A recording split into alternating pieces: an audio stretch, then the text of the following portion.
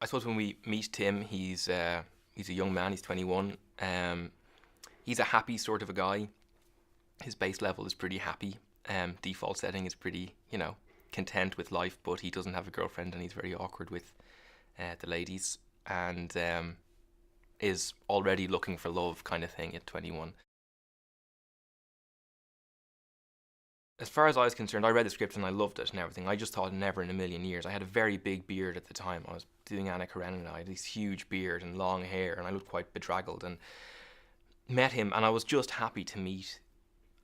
I mean, the guy who made the films, but also the guy who did Blackadder and Mr. Bean. And,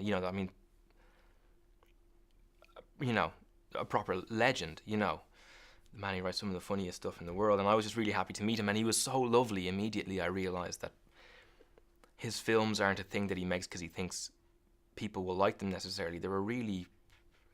His films are exactly like Richard. I mean, full of heart and full of love and full of generosity, and with a few he's got a nasty sense of humour, which is great. He's kind of got this, he can really, really tell a really kind of a appalling joke out of nowhere, and you love it even more because it comes from this gorgeous man. I think the film is probably the most personal one he's written. That's how it feels to me. The first time I met him, he told me it was the last one he was going to direct. And it was a real shock, but I think it's for the same reasons. I mean, what they talk about in the film, family and making time to enjoy and appreciate the short amount of time that you have. These are things that he really cares about. This isn't something he does for films. It's something that really matters to him.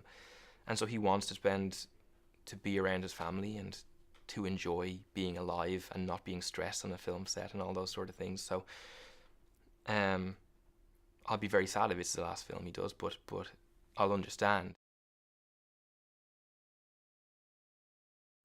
I think everybody knows that Rachel is a brilliant actress. I absolutely loved her as an actress.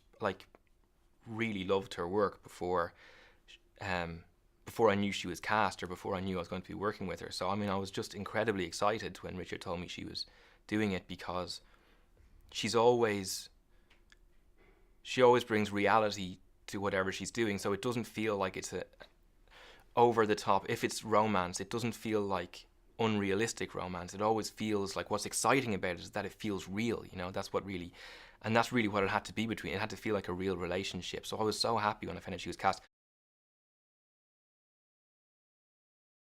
I think the love at the heart of it, the fact that time is made for love, that you have to make time for love in your life. You have to make time for the small moments that add up to a life, that you have to enjoy them while they're happening and acknowledge that they're there and kind of rejoice in them. Hopefully the film will just say to people again, look around you and look at the good things that you have and appreciate them, because not everybody is as lucky as everybody else to have them, So hopefully what people will take from the film is a feeling of warmth, having had a lot of laughter and all the rest of it, but also appreciating the people that you have and the time that you have as much as you can while you have it, because it doesn't last forever.